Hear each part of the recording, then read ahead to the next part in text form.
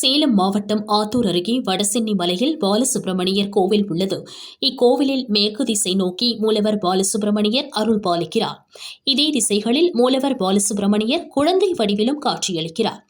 இதன் வடக்கு பகுதியில் வாலிப பருவத்தில் தண்டாயுதபாணி சுவாமியாகவும், தென்பகுதியில் திருமண கோலத்தில் பாலசுப்பிரமணியர் வள்ளி தெய்வானையுடனும் காட்சியளிக்கிறார்.